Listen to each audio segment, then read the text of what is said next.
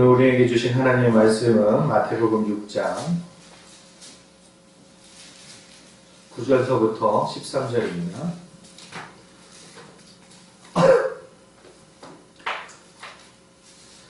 마태복음 6장 9절서부터 13절 우리 한 목소리로 함께 읽겠습니다. 시작!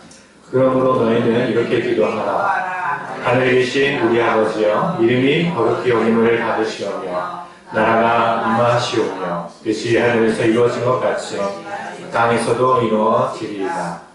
오늘 우리에게 일용할 양식을 주시옵고 우리가 우리에게 죄 있는 자를 사하여 준 것 같이 우리 죄를 사하여 주시옵고 우리를 시험에 들게 하지 마옵시고 다만 악에서 구하시옵소서. 나라와 권세와 영광이 아버지께 영원히 있사옵나이다. 아멘. 우리가 이제 주기도문 4주째입니다. 오늘 마지막 시간입니다. 이 주기도문을 하면서 여러분의 기도는 어떻게 그 내용이 달라지고 계십니까? 혹은 기도의 풍성함이 더욱더 고백되어지고 계십니까? 우리가 오늘 이 마지막 시간을 통해서 하나님의 은혜와 또한 이 기도에 대한 가르침을 깊이 있게 깨달아서 우리 삶이 또한 기도로 말미암아 더욱더 풍성하여지고 하나님께로 더욱더 가까이 갈 수 있는 귀한 시간 되기를 축복합니다. 주기도문으로 크게 두 가지로 구분되어질 수가 있습니다. 첫 번째는 하나님에 대한 기도, 그리고 두 번째는 우리에 대한 기도입니다. 우리가 앞서 시간에는 하나님에 관한 하나님에 대한 기도에 대해서 우리가 살폈고, 오늘은 우리에 대한 기도, 우리가 어떻게 하나님 앞에 기도해야 되는가, 무엇을 놓고 하나님 앞에 기도해야 하는가에 대해서 강론을 하고자 합니다. 우리에 대한 기도, 이것도 이 주기도문을 보면은 11절서부터 13절에 기록되어 있는데 이것이 두 가지로 구분되어질 수가 있습니다. 첫 번째는 시간적 순서에 따른 기도 제목, 과거, 현재, 미래를 놓고 우리가 기도하는 것과, 두 번째는 관계에 대한 기도, 하나님과의 나와의 관계, 혹은 사람과 사람과의 관계, 그리고 죄에 대한 관계, 이러한 관계 속에서 하나님 앞에 구해야 하는 기도 제목이 무엇인가에 대해서 가르쳐 주고 있습니다. 오늘 우리는 이 두 가지 것을 더욱더 깊이 있게 살펴봄으로써 우리의 기도가 하나님으로 더욱더 깊이 있게 상납되도록, 그렇게 연락되도록 하였으면 좋겠습니다. 먼저 시간적 순서에 따른 기도 제목을 우리가 함께 나누도록 하겠습니다. 마태복음 6장 11절 말씀을 보시면 함께 읽어볼까요? 시작! 우리 처음에 시작하는 것이 바로 오늘이라고 되어 있죠.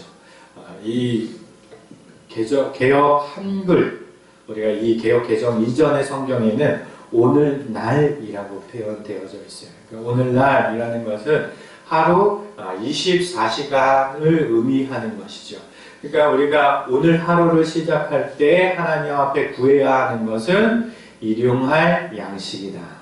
오늘 내가 생존하는데 꼭 필요한 것을 하나님 주시옵소서. 현재 내가 구해야 하는 것은 바로 그것이다.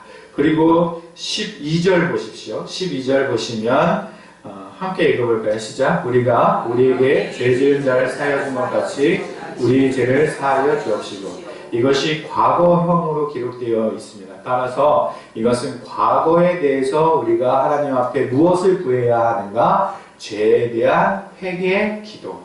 하나님, 내가 하나님 앞에 이러한 것을 범죄하였사오니 용서하여 주시옵소서. 그 기도를 하는 것이 바로 과거를 놓고 우리가 하나님 앞에 기도하는 것입니다. 그러면 마지막으로 우리가 미래에는 어떻게 기도해야 되는가? 무엇을 놓고 기도해야 하는가? 13절 함께 읽겠습니다. 시작! 우리를 시험에 들게 하지 마시옵고 다만 악에서 구하옵소서. 여기까지. 우리를 시험에 들게 하지 마옵소서. 이것은 미래형으로 되어 있습니다. 따라서 우리가 미래를 놓고 하나님 앞에 기도할 때는 시험에 들지 않게 하여 주십시오. 악에 빠지지 않도록 도와주시옵소서. 이 세 가지를 놓고 우리가 기도를 하는 것입니다. 기도할 때 과거와 현재와 미래 이 시간을 놓고 기도할 때 꼭 이러한 제목을 가지고 하나님 앞에 기도해야 한다라고 우리 예수님께서는 우리에게 가르쳐 주고 계십니다. 여기에 대해서 더 깊이 있게 우리가 들어갈 수 있는 것이 바로 관계에 따른 기도 제목을 우리가 살펴보면 이 시제에 따른 기도 제목을 더욱더 풍성하게 할 수 있다라는 것을 볼 수가 있습니다.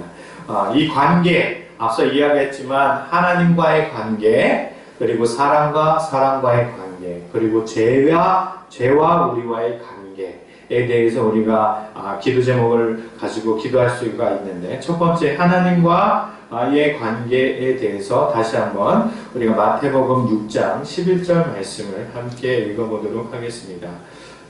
함께 있습니다. 시작.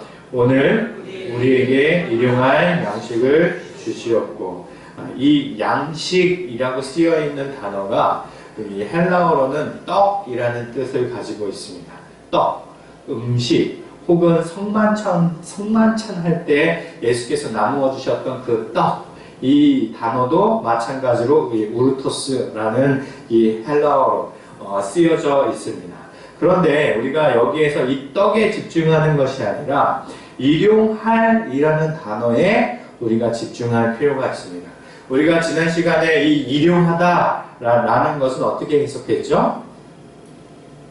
존재하다라는 의미로 해서 오늘 우리에게 필요한 것을 채워주시기를 기도하라라는 의미로 해석하여야 한다라고 말씀을 드렸죠. 그래서 매일매일, 날마다, 그렇죠? 우리가 하나님 앞에 살아갈 수 있는 그런 힘과 능력과 물질과 건강을 우리가 하나님 앞에 구할 때에 하나님께서 채워주시기를 간구하는 것이 바로 이 일용할의 의미입니다. 따라서 매일매일 하나님을 의존하고 하나님의 필요, 하나님께서 나의 삶을 살피시기를 그렇게 간구하는 것이 바로 일용할이라는 단어의 뜻이라고 지난 시간에 우리가 살펴보았습니다. 그러나 이 단어가 두 가지 의미가 있습니다. 첫 번째는 우리가 존재하기 위하여 필요한이라는 단어로 해석할 수 있는데, 두 번째는 내일을 위한이라는 뜻을 가지고 있습니다. 내일을 위한. 우리가 성경책 주석이 달려있는 성경책이나 아니면 이런 개역 한글이나 보면은 거기에 조그맣게 표시가 되어 있을 거예요. 그래서 일용할 그 위에다가 이렇게 기억이나 니은 이렇게 쓰여 있고 거기에 내일을 위한이라고 이렇게 주석을 달아놓은 것을 보실 수 있을 거예요. 만약 그게 없는 성경이라면 내 책이 옛날 버전인 거구나, 아니면 주석이 없는 거구나 이렇게 살펴보시고, 아무튼 그 해석이 두 가지가 될 수가 있다는 거예요. 따라서 이것을 다시 한번 해석을 하면 오늘날 우리에게 내일 필요할 양식을 주옵소서라고 해석할 수가 있는 겁니다. 그러면 이제 좀 내용이 달라지죠. 그 전의 것은 오늘 내게 필요한 것을 주옵소서라고 기도하는 것인데, 이 두 번째 의미로 해석을 하면 오늘날, 그러니까 오늘 하루에 내일 필요한 양식을 주옵소서라고 하는 거니까 이 구하는 내용이 완전히 달라지는 것이죠. 그런데 실제로 이 하나님께서 구약시대 때 이스라엘에게 이것을 주신 적이 있어요. 오늘 매일매일 필요한 것을 공급하실 때가 있었고, 또한 이틀에 거쳐서 이틀치 분량을 하루에 주신 적이 있어요. 그것이 무엇인지 아십니까? 만나. 그렇죠, 만나. 이스라엘 백성이 광야에서 시간을 보낼 때 먹을 것이 없으므로 하나님께서 하늘에서 만나를 주셨는데, 그것은 매일매일 필요한 만큼만, 일용할 양식, 필요한 그 하루를 버티기 위해서 쓸 만큼만 거둬올 수 있도록 하나님께서 하셨어요. 그런데 토요일은 그 다음 날이 안식일이기 때문에 어떻게 했어요? 이틀치의 양식을 주셨습니다. 그래서 안식일에는 노동을 하지 아니하도록 금요일에죠. 그 구약시대니까 금요일에는 이틀치의 분량을 주셨어요.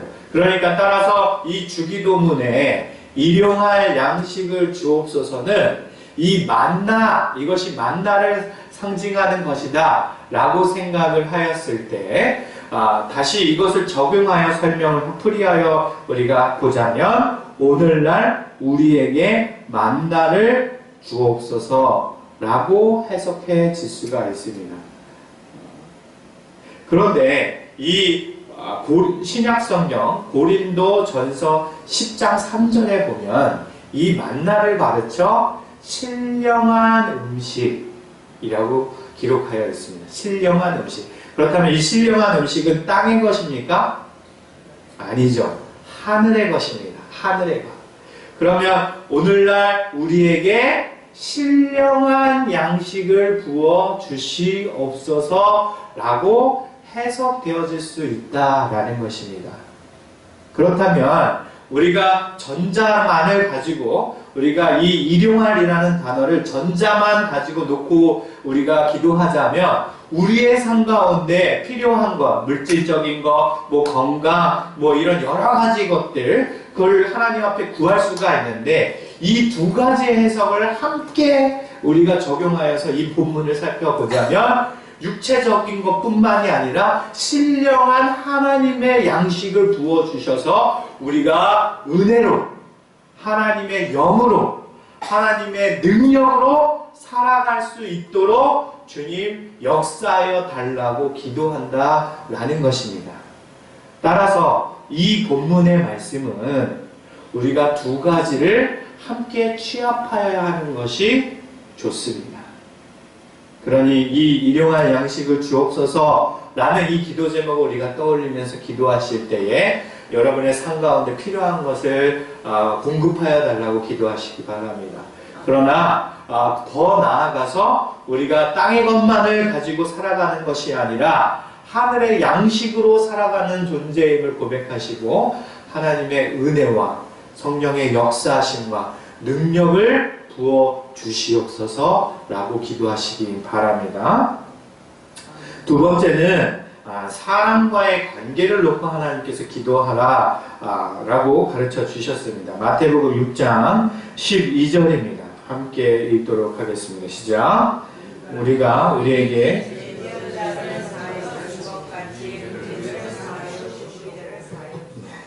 우리에게 죄 지은 자를 사하여 준 것 같이 라고 하였을 때 이 죄라는 것이 영어로는 death, 그래서 다른 말로 한국어로 이야기하자면 빚입니다. 빚.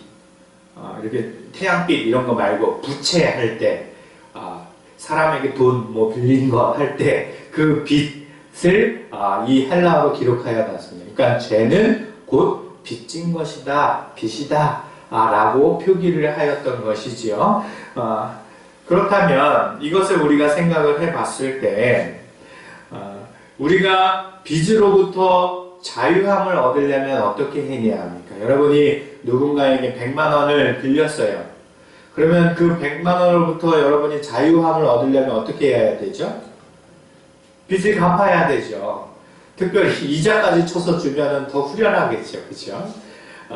빚으로부터 자유함을 얻으려면 우리가 그것을 갚아내면 됩니다. 그런데 우리가 하나님께 빚을 졌다 라는 것을 생각을 한다면 우리가 하나님 앞에 빚진 것이 무엇입니까? 죄를 지은 것이죠. 그죠? 죄를 지은 것. 죄에 대한 대가는 무엇입니까? 사망이죠. 죄의 결과는 사망입니다. 따라서 우리의 행위로 이 빚을 갚을 수 있습니까? 없습니까? 없지요. 유일하게 갚을 수 있는 것은 우리의 생명으로 갚아야 되는 것인데 결코 우리는 우리의 행위로 이 빚을 갚을 수 있는 존재가 아닙니다. 그렇기 때문에 하나님 앞에 구하는 것은 우리가 우리의 행위로 빚을 갚아낼 수 없으니 우리를 긍휼히 여겨 주시옵고 이 빚을 어떻게 해달라? 탕감해 주시옵소서 라고 요청을 해야 하는 것입니다.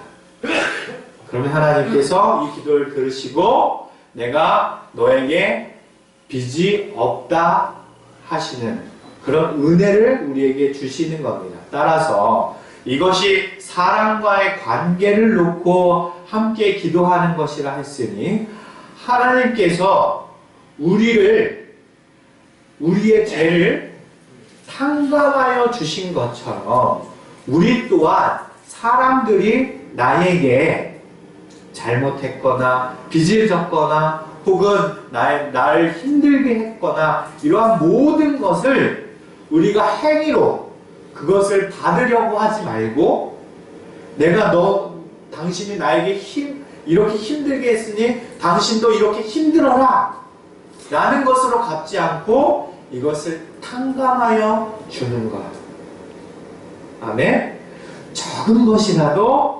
이것이 작은 것이라도 하나님의 사랑을 입은 내가 하나님이 나를 탕감해 주신 것처럼 내가 사람이 나에게 작은 것을 빚졌더라도 하나님의 사랑에 근거하여서 그것을 덮을 수 있는 사랑을 실천하겠습니다. 혹은 실천하겠사오니 주님 나의 죄를 용서하여 주시옵소서 라고 기도하는 것이 바로 이 오늘날 우리의 죄를 용서해 준 것처럼 이 기도의 이 본문의 말씀에 대한 해석인 것입니다. 여러분 누군가에게 인하여서 힘들고 또한 괴로움의 시간을 보내고 계십니까? 누구를 떠올리면 내 마음이 콱 막히는 것 같고 답답하고 혹은 괴롭고 혹은 화가 나고 분노가 있고 그렇습니까? 그럴 때마다 하나님께서 내 빚을 탕감하여 주셨음을 기억하시기 바랍니다. 또한 그 사랑에 힘입어 이 죄인들, 나를 힘들게 한 자들을 용서하시기 바랍니다. 그러한 사랑으로 덮어낼 수 있는 믿음이 있기를 소망합니다. 또한 이를 위하여 힘써 기도하시기 바랍니다. 이제 세 번째는 죄에 대한, 죄와 관계하여, 악과 관계하여 우리가 어떻게 기도해야 하는가를 살펴보도록 하겠습니다. 마태복음 6장 13절입니다. 함께 읽겠습니다. 시작. 우리를 시험에 들게 하지 마시옵고 다만 악에서 구하옵소서. 여기까지. 우리를 시험에 들게 하지 마시옵고, 이 들게 하지 마시옵고 라는 표현이 굉장히 이 헬라어로는 독특한 표현이에요. 독특한 표현. 이 마시옵소서 라고 이야기하는 것은 무엇을 하지 말아달라. 그러니까 부정적인 의미를 가지고 있죠. 하지 마 라는 것을. 그리고 이게 하지 마 라는 단어가 다른 말로는 명령적인 의미를 담고 있는 거예요. 그래서 이것을 문법적인 용어로 이야기하면 부정명령형이라는 것인데, 이러한 문법이 유일하게 신약성경 전체에서 이 주기도문, 이 시험에 들게 하지 마시옵고 이 단어에만 쓰였어요.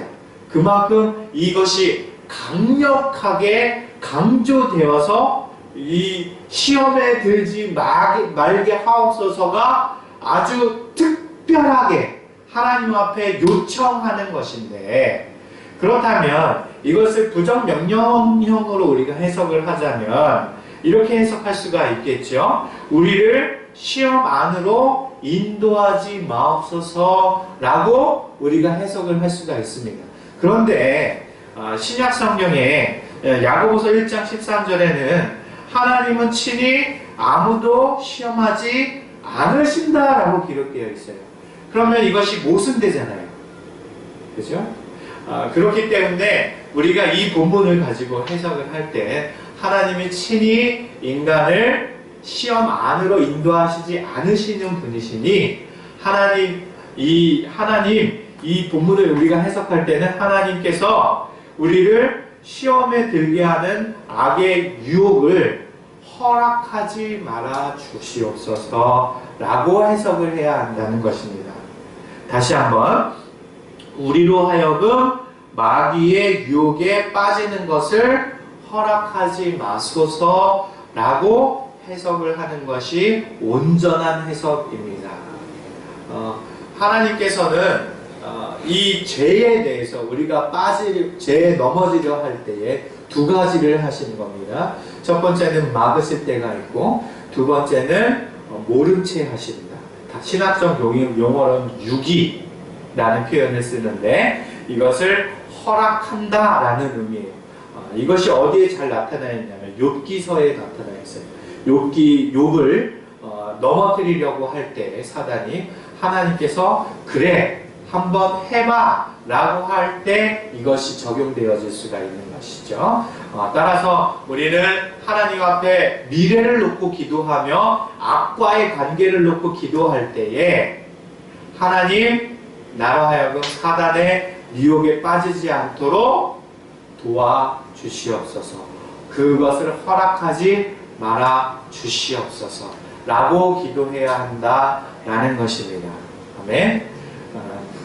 이것이 바로 이 주기도문을 놓고 우리가 기도할 때에 알아야 하는, 혹은 기도적 순서가 무엇인지, 내용이 무엇인지, 정의가 무엇인지에 대해서 우리가 살핀 내용입니다. 우리가 다시 한번 이제 크게 정리를 해보도록 하겠습니다. 이제 여기가 이제 가장 중요한 거예요. 이제 결론적으로 우리가 한번 이제 정리를 하는데, 우리가 4주간 주께서 가르쳐 주신 기도에 대해서 이것을 제목에 따른, 기도 제목에 따른 순서를 다시 이렇게 대열해 보도록 하겠습니다. 여러분이 꼭 기억하시고 가능하면 메모를 하셨다가 우리가 이 순서에 맞춰서 이제 앞으로 기도해야겠다라고 결심해 주시기 바랍니다. 첫 번째는 우리에게 하나님은 어떤 분이신지 고백하는 것입니다. 하나님은 나의 생명의 주관자 되십니다. 하나님은 능력 있으신 분이십니다. 하나님은 영광의 하나님이십니다. 이런 우리에게 하나님은 어떤 분이신지 처음에 기도하시고, 두 번째는 하나님의 뜻이 무엇인지를 묻는 기도입니다. 하나님, 우리가 이 세상을 살아가는데 어떻게 행하는 것이 하나님의 뜻입니까?